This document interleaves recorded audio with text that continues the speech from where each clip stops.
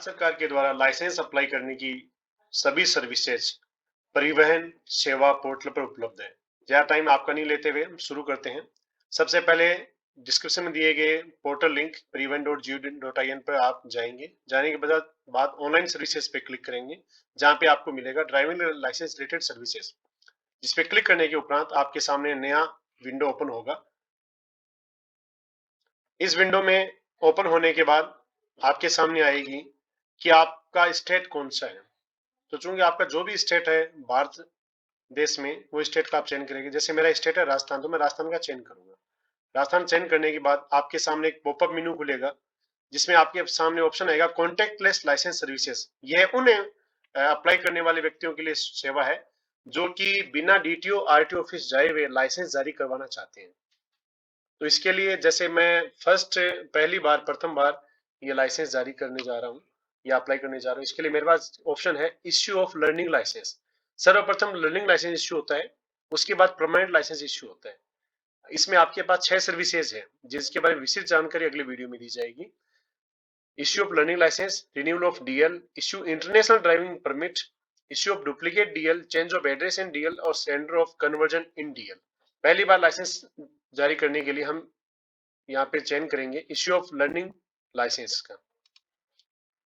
ये पोर्टल आपके द्वारा चयन करने के उपरांत आपके सामने मेनू ओपन हुआ है, जिसमें आपको बताया जा रहा है कि आप जब पहली बार लर्निंग लाइसेंस के लिए अप्लाई कर रहे हो तो आपके पास ये 7 ऑप्शन, ये जानकारी होनी चाहिए और ये डाटा तैयार रहना चाहिए। एप्लीकेशन डिटेल, आपके लर्निंग लाइसेंस में जो भरी जानी है वो डिटेल आपके पास होनी चाहिए। जो डॉक्यूमेंट अपलोड किए जाने डॉक्यूमेंट आपके पास होने चाहिए। मुख्य डॉक्यूमेंट होते हैं आधार कार्ड, आपके फोटो और सिग्नेचर जेपीजी फॉर्मेट में अपलोड किए जाएंगे। इनकेस ई केवाईसी जब आप करेंगे तो केवल सिग्नेचर ही अपलोड होगा जो कि इसमें मेंशन किया हुआ है। फोटो अपलोड करने की आवश्यकता नहीं है, क्यों, आधार से फोटो अपने आप वो सिस्टम ले लेगा। उसके बाद फीस का पेमेंट करना है। फीस का जो पेमेंट है उसका स्टेटस वेरीफाई करना है। फिर आपकी रिसिप्ट प्रिंट करनी है। उसके बाद एलएल का स्लॉट बुक करना है। एलएल मींस हो गया लर्निंग लाइसेंस का स्लॉट बुक करना है। तो लर्निंग लाइसेंस स्लॉट बुक करने के बाद आपको लर्निंग लाइसेंस का टेस्ट दिया जाना है। उसके बारे में ब्रीफ इंफॉर्मेशन भी आपको दी जाएगी।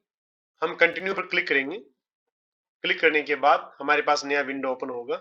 आपके सामने लाइसेंस का नया विंडो ओपन है, जिसमें आपके पास 3 ऑप्शन अवेलेबल है। पहला ऑप्शन है applicant does not hold any driving learning licence issued in India, कि एप्लीकेंट के द्वारा भारत में किसी भी प्रकार का ड्राइविंग और लर्निंग लाइसेंस इश्यू अवेलेबल नहीं है।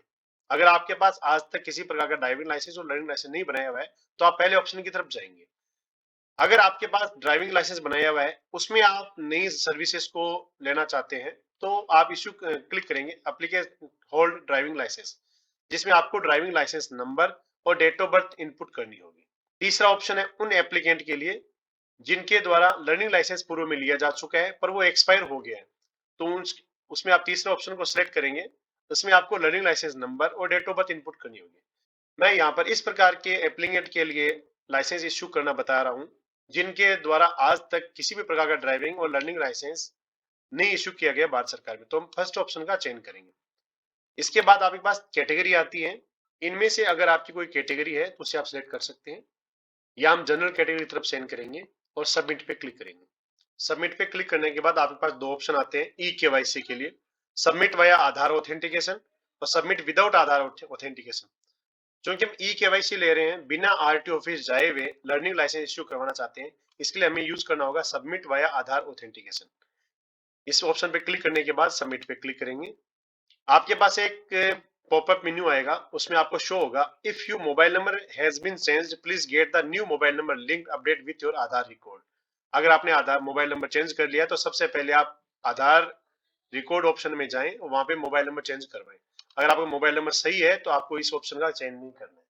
इसके बाद आपने जब सिलेक्ट करने के बाद आपके पास दिखाएगा आपका स्टेट जो आपने पहले सिलेक्ट किया था, फिर आधार नंबर या वर्चुअल आईडी, दोनों में से एक ऑप्शन आप चयन कर सकते हैं। आपके द्वारा आधार नंबर एंटर किया जाएगा। इसके बाद आप जनरेट ओटीपी पे क्लिक करेंगे।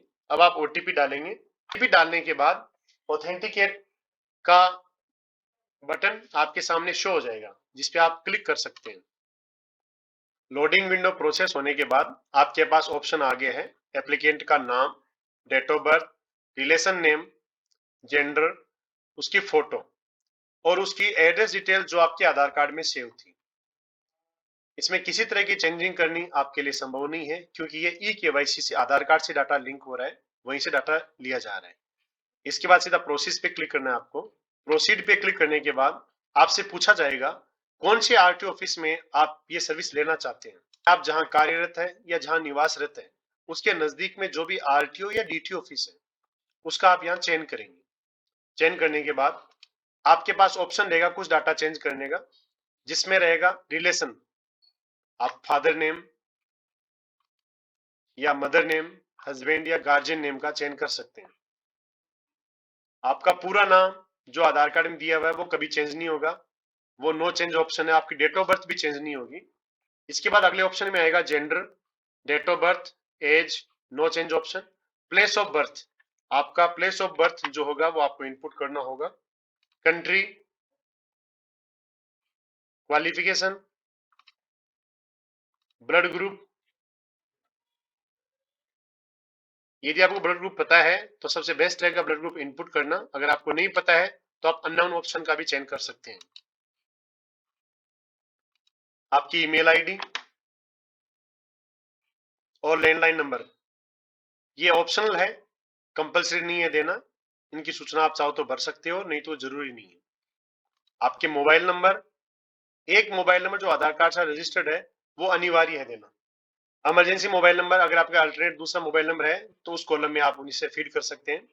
इसके बाद दो ऑप्शन आते हैं, आइडेंटिफिकेशन मार्क 1 और 2। अगर आपके पास कोई पहचान चिन्ह है उसकी एंट्री आप मार्क 1 और मार्क 2 में कर सकते हैं। आपके पास ऑप्शन आएगा एड्रेस। एड्रेस में आपके द्वारा चयन किया जाएगा स्टेट और डिस्ट्रिक्ट। उसके बाद सब डिस्ट्रिक्ट, सब डिस्ट्रिक्ट में टाउन या विलेज। अगले कॉलम में हाउस, डोर या फ्लैट नंबर। अगले कॉलम में स्ट्रीट, लोकेलिटी या पुलिस स्टेशन, लोकेशन, लैंडमार्क और पिन कोड नंबर। ये संपूर्ण डाटा जो होगा वो प्रेजेंट एड्रेस में होगा। इसके जस्ट सामने अवेलेबल होगा हमारे पास परमानेंट एड्रेस। अगर आपका प्रेजेंट और परमानेंट एड्रेस सेम है तो आप सेम एज प्रेजेंट एड्रेस पे क्लिक कर सकते हैं, तो डाटा सेम कॉपी हो जाएगा। इसके बाद duration of stay at present address, जो कि ऑप्शनल ऑप्शन है कि आप कितने साल कितने महीने से इस प्रेजेंट एड्रेस पे रह रहे हैं। सेलेक्ट क्लास ऑफ व्हीकल में आपके पास ऑप्शन अवेलेबल रहेंगे, जिस कैटेगरी में आपको सिलेक्ट करना है उन्हें आप सिलेक्ट कर सकते हैं। अगर एक साथ मल्टीपल कैटेगरी सिलेक्ट करना है तो आपके पास ऑप्शन रहेगा, कंट्रोल की को होल्ड करें, प्रेस करके रखें उसको, कंट्रोल की दबा के दूसरे ऑप्शन सिलेक्ट करें तो दोनों ऑप्शन एक साथ सिलेक्ट हो जाएंगे। जैसे मैंने सिलेक्ट किया है मोटरसाइकिल विद गियर और लाइट मोटर व्हीकल। सिलेक्ट करने के बाद आप सिलेक्टेड मेनू में उसे ले जाएंगे। इसके बाद एक छोटा सा चेकबॉक्स आएगा जिसमें आपसे पूछा जाएगा क्या एप्लीकेंट ने ड्राइविंग स्कूल में ट्रेनिंग ली है। अगर आपने ड्राइविंग स्कूल में ट्रेनिंग ली है तो आप यस का चयन करेंगे। ड्राइविंग स्कूल में ट्रेनिंग नहीं ली है तो आप किसी प्रकार का चयन नहीं करेंगे। डिक्लेरेशन में आपके द्वारा यस और नो का चयन करने के उपरांत सबमिट किया जाएगा ऑप्शन को। सेल्फ डिक्लेरेशन फॉर्म सबमिट करने के बाद आपके पास ऑप्शन आएगा self declaration as to physical fitness has been submitted successfully, जिसका बैक ऑप्शन का चयन करने के बाद आप वापस मेन मेन्यू में आ जाएंगे। मेन मेन्यू में आने के बाद आपसे एक मुख्य चीज डिक्लेरेशन करवाई जाएगी, जो कि वर्तमान समय में बहुत ज्यादा इंपॉर्टेंट है। अगर आप डोनर बनना चाहते हैं एक्सीडेंटल केस में तो यहीं पे आप यस और नो का चयन कर सकते हैं। इसके बाद सबमिट कर दें। सबमिट करने के बाद आपको एक एप्लीकेशन नंबर जारी किया जाएगा, जिसे आप नोट डाउन कर लें। यह प्रथम प्रोसेस पूरी हुई है जिसमें आपने डाटा सबमिट किया है। नेक्स्ट ऑप्शन के साथ सेकंड स्टेज में प्रवेश करें। सेकंड ऑप्शन में आपसे पूछा जाएगा upload photo and signature. Upload photo and signature पे क्लिक करने के उपरांत प्रोसीड पे क्लिक करें। मेरे द्वारा पहले ही बताया जा चुका है, ई केवाईसी में फोटो अपलोड करनी आवश्यक नहीं है, केवल सिग्नेचर अपलोड करनी है। ब्राउज पे क्लिक करें, जहां पे आपका सिग्नेचर रखा हुआ है उसे सिलेक्ट करें। ये नोट डाउन करें कि आपकी सिग्नेचर फाइल 20 KB से छोटी होनी चाहिए। अपलोड एंड व्यू पे क्लिक करें। आपकी सिग्नेचर आपकी फोटो के नीचे शो हो जाएंगे। अगर वो सही है तो save photo and signature image पे क्लिक करें, अन्यथा उसे चेंज करें। अपलोड करने के बाद ऑप्शन आएगा अपडेट सक्सेसफुली। इसके बाद नेक्स्ट स्टेप के लिए नेक्स्ट पे क्लिक करें। नेक्स्ट स्टेप में आपके द्वारा फीस पेमेंट किया जाएगा। फीस पेमेंट पे क्लिक कर प्रोसीड पे क्लिक करें। फीस विंडो में आपके पास कैलकुलेट हुई फीस शो होगी। पेमेंट ऑप्शन में आपके द्वारा ई ग्रास का चयन किया जाएगा। गेटवे सेलेक्ट करने के बाद आपके सामने दिखाई जा रही कैप्चा को एम्प्टी बॉक्स में एंटर करने के बाद पे नाउ पे क्लिक करें। इस मेन्यू में आपको टोटल अमाउंट दिखाया जाएगा और टर्म कंडीशन में एग्री करने के बाद प्रोसीड ऑफ पेमेंट पे क्लिक किया जाएगा। अब आप पेमेंट गेटवे पर रिडायरेक्ट हो रहे हो। आपको यहाँ पर राजस्थान गवर्नमेंट में ई ग्रास पे लाया जाएगा।